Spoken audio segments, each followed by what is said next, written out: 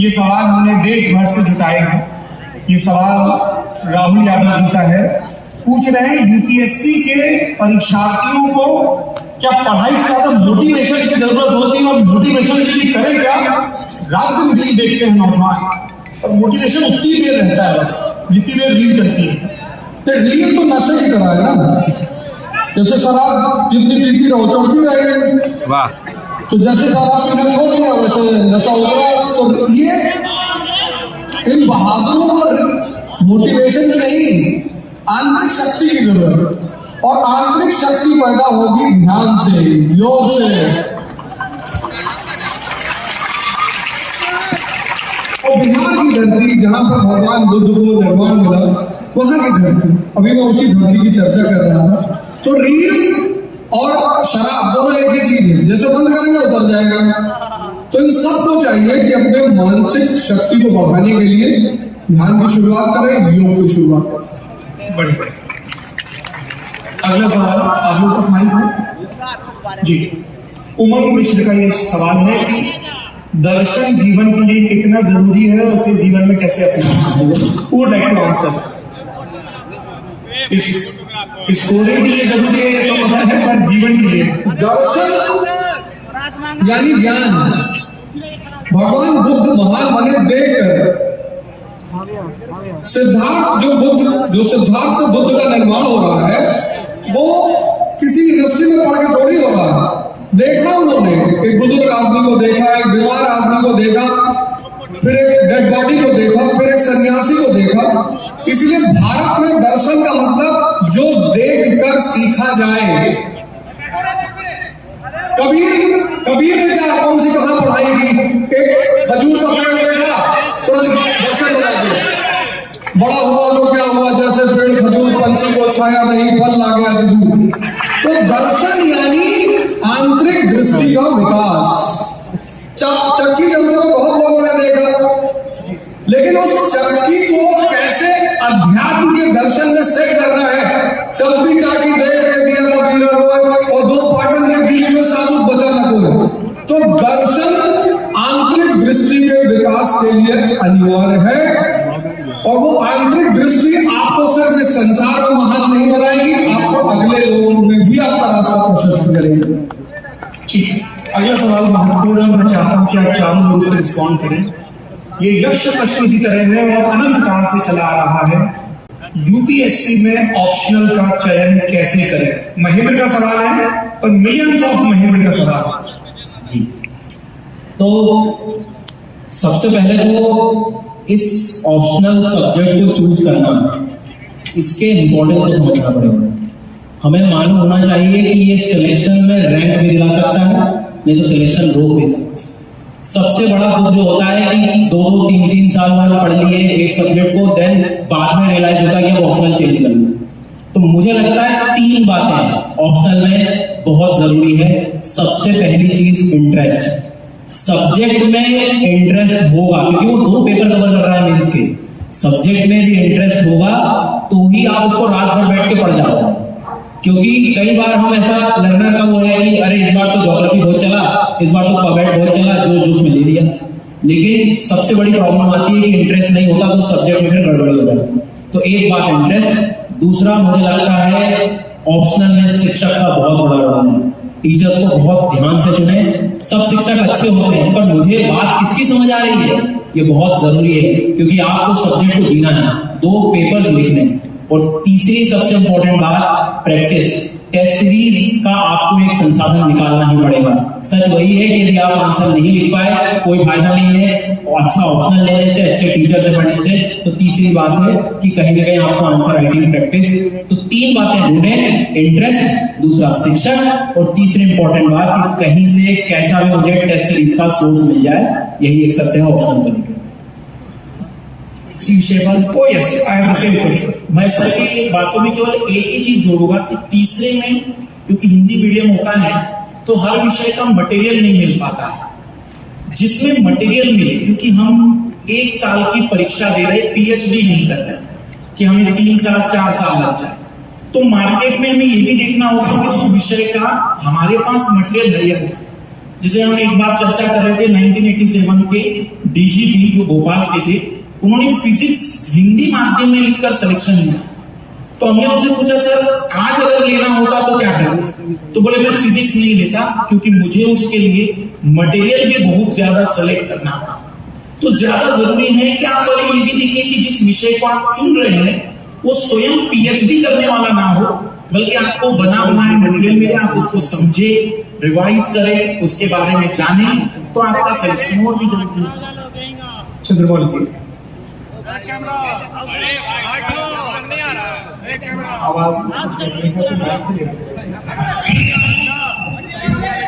पहले तो बिहार को प्रणाम, और काफी देर से सोच रहे थे कि आपको प्रणाम कर लिया जाए, पर अब मौका मिल ही गया है।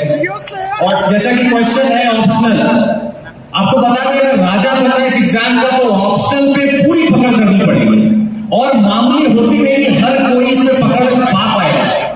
2-3 चीज पहले डिलीनेट कर लीजिए। सबसे पहले अगर बैकग्राउंड है किसी सब्जेक्ट में तो सबसे पहले उसी को चुनने की कोशिश करिए। अगर वो चलन में है तो उसको पक्का चुन लीजिए, आपको फायदा मिलेगा। आप पढ़ के आते हैं कुछ और यहाँ पे हवा चल रही होती है ABCD की, आप पहुंच के बोलते हैं अरे मेरे बगल वाला ABCD लिया है, मैं भी वही ले लेता हूं। वही सबसे बड़ी गलती होती है। अगर बैकग्राउंड है तो आपको स्क्रैच से वर्क नहीं करना है। सेकेंड, हमेशा ऑप्शनल वैसा चुनिए जहां रिवीजन का स्कोप अच्छा खासा हो। फॉर एग्जाम्पल, आप एक ऐसा ऑप्शन चुन लेंगे जिसके रिवीजन में कम से कम 6 महीने 7 महीने अगर निकल जाएंगे तो प्रॉब्लम है आप खुद डिमोटिवेट होने लगेंगे। तीसरा, बिल्कुल कोऑपरेट करेंगे word set by Sudarshan sir, आपका इंटरेस्ट होना चाहिए।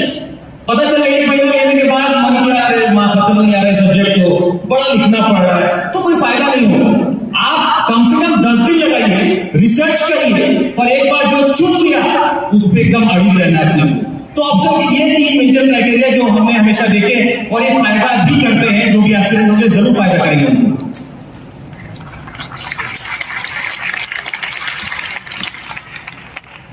मैं तो कबीर शैली का इस्तेमाल करूंगा, सिर्फ एक बात बोलूंगा,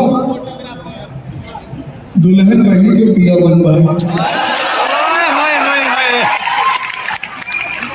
ऑप्शनल वही जो समझ में आए। क्या सोचना यार, तुम लड़की लेके जाओगे तब तो हमको नहीं बुलाओगे कि और 18 साल की उम्र में तुमको अपने देश का नेता चुनने का अधिकार मिल गया। 21 साल में तुमको कलेक्टर बनाना है और तब तुम जाकर पूछ रहे हो कि भैया, अब भरत शर्मा से अगर पूछोगे कि किस तरह की लड़की शादी करे तो भरत शर्मा क्या कहेंगे कि गोरिया चांद मुझे आ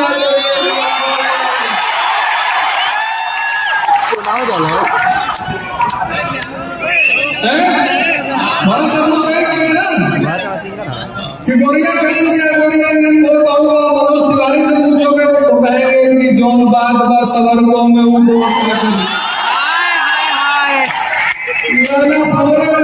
इतिहास हो गई। अब पाछे सवर के कितनन के विनाश हो गए।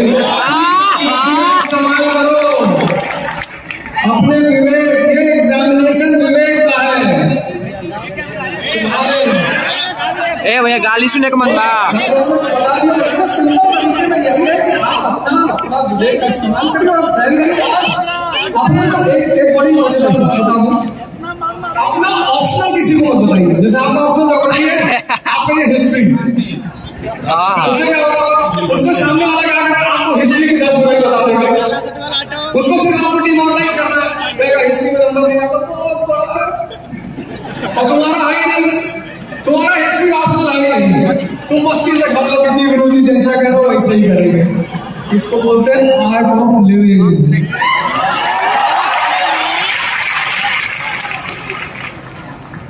विक्रांत का सवाल है, अटेम्प्ट कैसे मैनेज करें?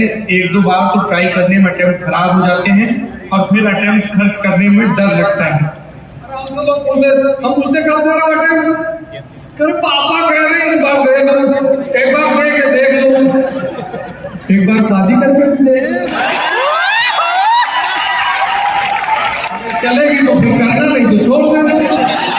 अरे भैया तैयारी है युद्ध की, यहाँ देखो कभी यहाँ कूद गए मैदान में तो गए।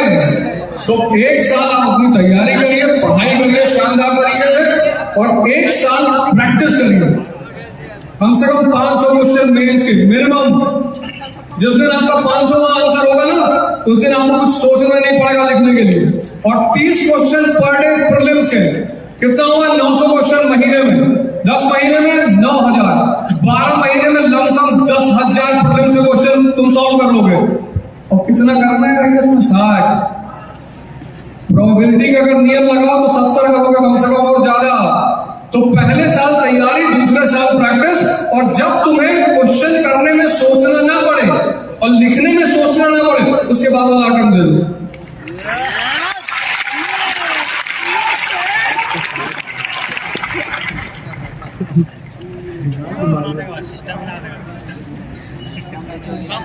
सर ने तो स्केल बता दिया कि ये स्केल है, ऐसा हो तो ही ना।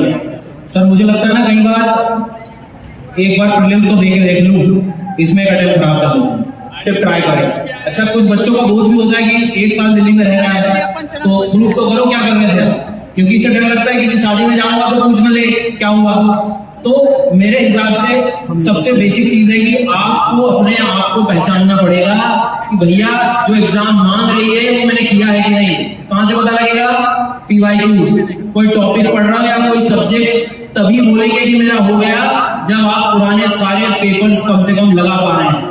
तो एक स्केल मेरी नजरों में बस यही है कि जब भी कोई भी अटेम्प्ट, या अभी इस बार जैसे 30-35 ऐसे बच्चे थे जिनका प्रीलिम्स निकला है तो सीधे संपर्क में थे, उनका एक कॉमन आंसर था कि सर सबसे पहली बात कि मैं अटेम्प्ट तभी देने गया जब मैं कॉन्फिडेंस था किस चीज को लेके, PYQs को लेके। तो टॉपिक का कंप्लीशन कैसे हुआ, कब होगा, तो PYQs ही आपको बताएंगे, और तभी कॉन्फिडेंस भी आपको आने वाला है।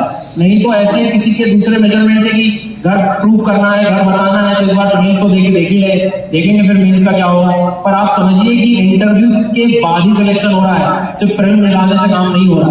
तो ये सच है, इस सच को पहचानो। Thank you.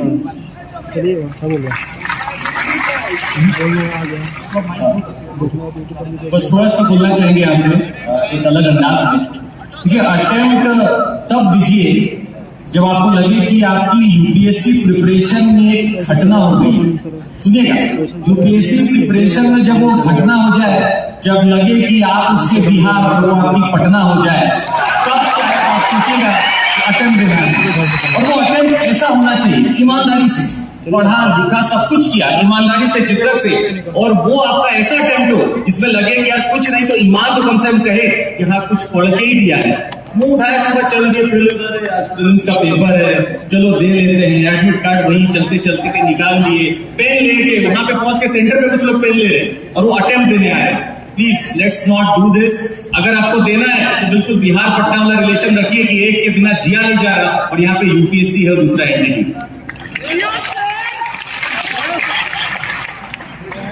लीला का सवाल है कि कपड़ों के बारे में बहुत बातें होती हैं, खासतौर पर इंटरव्यू में। लड़कों को और लड़कियों को किस तरह के कपड़े पहनने चाहिए, कैसा लुक रखना चाहिए?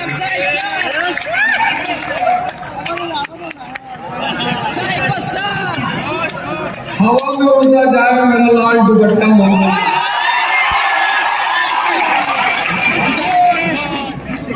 फूड और ड्रेस, ये दोनों ज्योग्राफी से कनेक्टेड है। सहारा डेजर्ट में तुम टाई नहीं लगाओगे, तो हर जगह का एक प्रोटोकॉल होता है। जैसे आप अधिकारी हो गए, कल आपका कैबिनेट मिनिस्टरों के साथ मीटिंग है, तो हमारा एक प्रोटोकॉल है कि अपना एक डिसेंट ड्रेस, टाई नॉब बंद है। तो एक तो जब लड़कियां जाती है तो आमतौर पर तो साड़ी पहनकर ही जाती है, आमतौर पर सारी लड़कियां साड़ी पहनकर, और आमतौर पर सारे लड़कियां सूट टाई वगैरह लगा के जाते हैं। सिंपल से ड्रेस है। ब्यूरोक्रेसी, मॉडर्न ब्यूरोक्रेसी अंग्रेजों की देन है, तो वो एक प्रोटोकॉल शुरू से चला आ रहा है, ट्रेडिशन, तो वो ट्रेडिशन चल रहा है। पर आप चाहें तो सिंपलिसिटी में जा सकते हैं, लेकिन ऐसा नहीं कि 4 बटन यहाँ का खोल लिया, सोने की चेन बाहर है, पीरिंग नचा रहा है।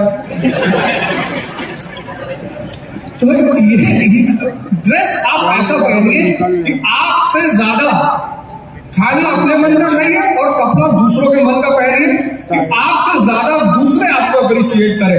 ऐसा ना हो कि हंसे आपको। गमछा तो शान है, जी, अगला सवाल है रणधीर का, जिसमें आप चारों लोग रिस्पॉन्ड कर सकते हैं। अगर आप लोग यूपीएससी के चेयरमैन होते तो आप यूपीएससी के तौर तरीकों में, परीक्षा लेने के तरीकों में किस तरह के सुधार करते या प्रोसेस में किस तरह का बदलाव करते? वैसे तो मतलब बहुत बड़ा पद है और यूपीएससी का चेयरमैन तो खुद नहीं बदल सकता, संसद उसको बदलती है। उनका तात्पर्य आप भावना समझिए रणधीर जी। बिल्कुल। हाँ, अभी सवाल का जवाब देना है आपको, बताने हैं करेक्शन। अगर मैं कहूँगा तो मुझे जो लगता है, जो इन 10-12 वर्षों में देखा, एक तो जो बड़ा परिवर्तन होना चाहिए वो है प्रीलिम्स को लेकर। विद्यार्थी पूरे साल भर मेहनत करता है और केवल एक पेपर तय कर रहा है कि वो चयन होगा कि नहीं होगा। उस 2 घंटे में उसके अपनी पूरी साल भर की मेहनत जरूरी नहीं है कि बिल्कुल एग्जैक्टली दिख जाए। जैसे मेंस में 7-8 पेपर होते हैं, तो हमने जब एग्जाम दिया था तब 2-2 पेपर होते थे। मैं चाहूंगा कि अगर प्रीलिम्स वाला जो पहला हमारा स्टेप है उसमें यदि 2 पेपर हो तो मुझे लगता है कि विद्यार्थी जो खास करके मेहनत कर रहे हैं वो अपने आप को ज्यादा बेहतर और कंफर्ट जोन में समझ पाए। बाकी सर और बता सकते हैं इसमें। सर मुझे ऐसा लगता है कि ये जो एग्जाम जो लोग दे रहे हैं उसमें हर कोई ऐसा व्यक्ति नहीं है जो अच्छी से अच्छी शिक्षा ले पा रहा, कोचिंग ले पा रहा। बहुत सारे गांव में वहां से व्यक्ति ट्राई करने का सोचता है, तो कई बार पेपर को देख के बच्चों की आधी तो हिम्मत वहीं टूट जाती है कि यार मैंने तो कभी शिक्षा हुई नहीं, मैं तो बड़े शहर जाके कोचिंग करूँ नहीं, कैसे ये कवर होगा। तो पेपर एटलीस्ट ऐसा मैं बनाने का प्रयास करूँ कि हर कोई एटलीस्ट एक बार प्रयास तो करे। मतलब मुझे सबसे बेसिक ये ध्यान रखता है कि हम पेपर तो बना रहे हैं लेकिन उस गांव के छोटे से गांव के अंदर एक उस छोटी स्कूल के बारे में कभी सोच ही नहीं रहे कि वहां से पढ़ा हुआ विद्यार्थी इस पेपर को कैसे टैकल करेगा। तो उसके बारे में भी सोचने की शायद आवश्यकता है। तो परीक्षा का लेवल स्टूडेंट जितने लोग कम से कम एक इंटरव्यू आईएएस का देते हैं उनको सरकार को एक डिग्री एडिशनल देनी चाहिए। सही बात। आईएएस स्टेट सर्विस कमीशन को भी जोड़ा जा सकता है कि जो लोग इंटरव्यू दे रहे हैं, जैसे हमारा चंद्रमौली साहब 4 इंटरव्यू दिए, एक एडिशनल डिग्री देना चाहिए कि अगर उसको एक मान्यता मानना चाहिए कि साहब ये आदमी इंटरव्यू तक पहुंचा है और वो इस देश में या दुनिया में कुछ भी करने की स्थिति में, तो जो इंटरव्यू के बाद अगर आदमी निकला तो जो पूरा अंधेरा छाता है उससे बहुत सारे लोगों को बहुत सारे सही बात है, बिल्कुल पूछा जा रहा है। इस साल का यूपीएससी प्रीलिम्स बेतुका था, तुक्केबाजी को प्रमोट किया गया, सीसेट का पेपर आईआईटी और कैट के लेवल का था। ये इस तरीके से सडन चेंज कैसे कर देते हैं और तैयारी कैसे करें नॉर्मल, उसका भी एविडेंस चला गया। नहीं यार, ऑफिस में जो बॉस होता है तो जब वो देखता है कि बहुत सारे लोग बैठे हैं तो कोई ना कोई काम ही दे देगा कि यार बाहर जाके गिनो कितने रिक्शे वाले गुजरे हैं। सही बात। अब यूपीएससी ऑटोनोमस बॉडी है, कोचिंग इंस्टीट्यूट तैयारी करा रहे हैं, फिक्स पैटर्न पे क्वेश्चन बना रहे हैं। आखिर एक निश्चित संख्या मेंस लिख रही है ना, तो पेपर तो था ही बेढंगा, लेकिन जिसका मन शांत था और तैयारी अच्छी थी वो फिर भी मेंस लिख रहा है।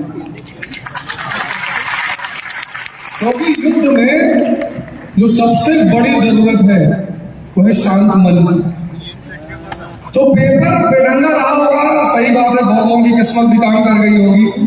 तो मैं तो यही अपील कर सकता हूँ कि इस तरह का पेपर भविष्य में ना बनाया जाए, लेकिन फिर भी उससे ज्यादा मैं प्रतिस्पर्धियों से अपील करूंगा कि वो इतना शांत रहे कि पेपर कुछ भी हो वो उस लिस्ट में रहे जहां उन्हें एग्जाम देना है।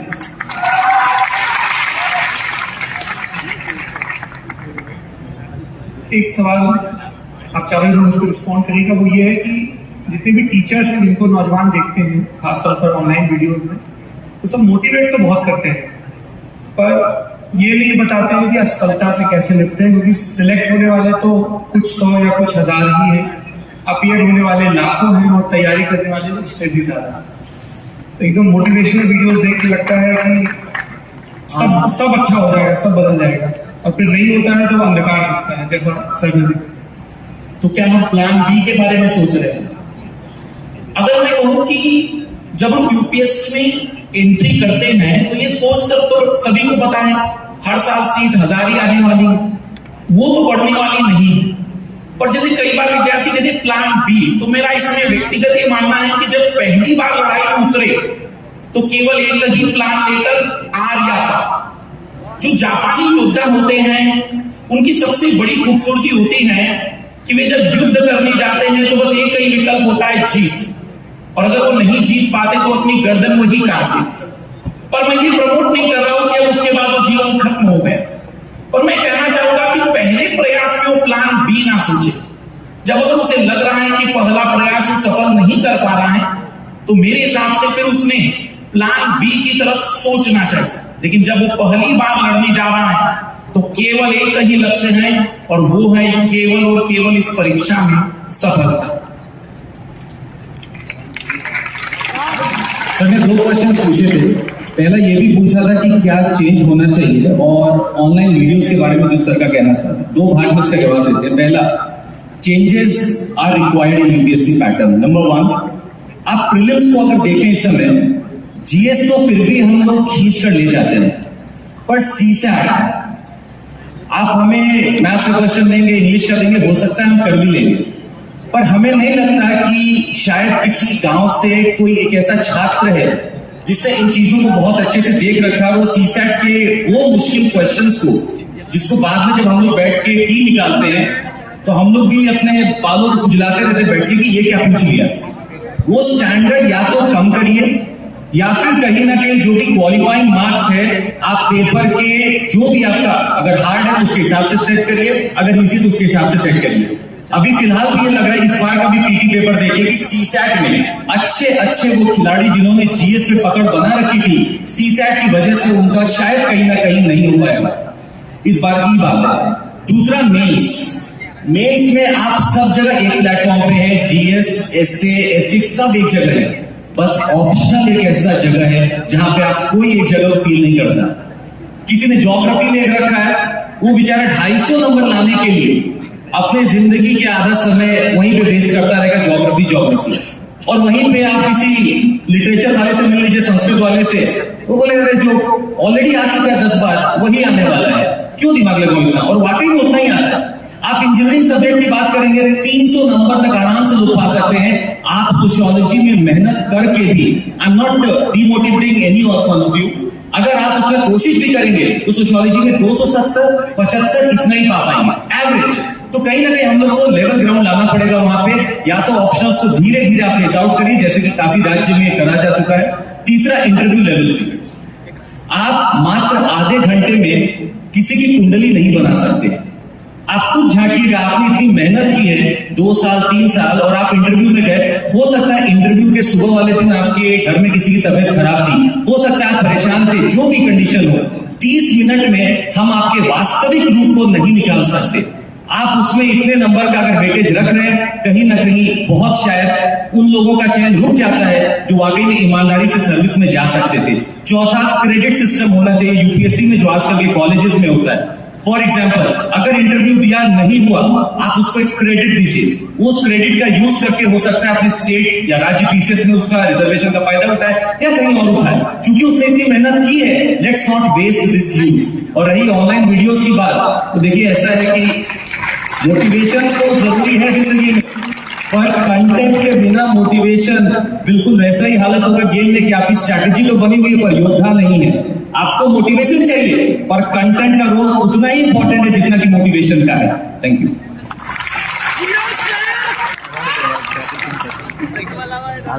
तो आप सब लोगों को 2 लोगों को अपना लक्ष्य बनाना चाहिए। एक तो रैंचो को कि भैया योग्यता पैदा करो, सफलता तुम्हारे पीछे भागेगी। यूपीएससी का आदमी जिसको इकोनॉमी पता है, ज्योग्राफी पता है, फिजिक्स पता है, बायो पता है, एनवायरमेंट पता है, इकोलॉजी पता है ना। और दूसरा एक लाइव एग्जांपल दे रहा हूं। इस संस्था का जो को फाउंडर है उसका नाम है रोमन सैनी,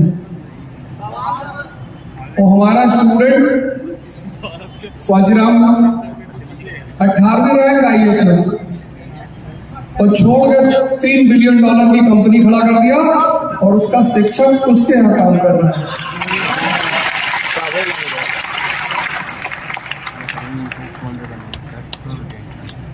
तो दो लोगों को आदर्श बनाओ, एक रैंचो को और एक रोमन सैनिक को। अपनी नींव इतनी मजबूत करो, वर्कआउट करो यार, योगा सिखाओ। पूरा पश्चिम डिप्रेशन का शिकार है। बाबा रामदेव को मैं बड़ी इज्जत करता हूँ।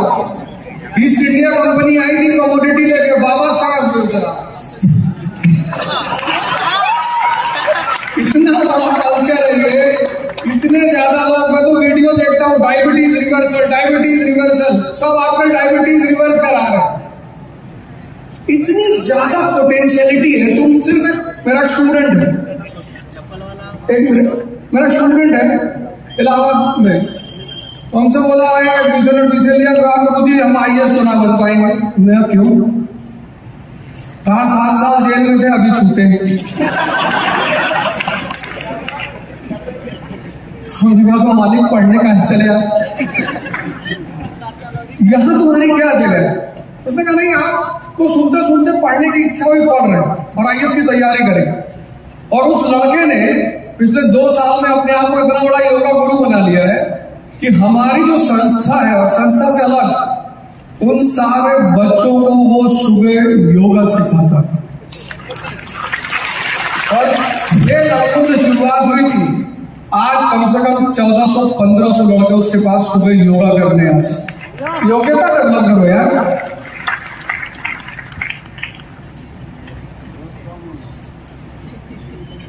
फिर तुम सब नाटक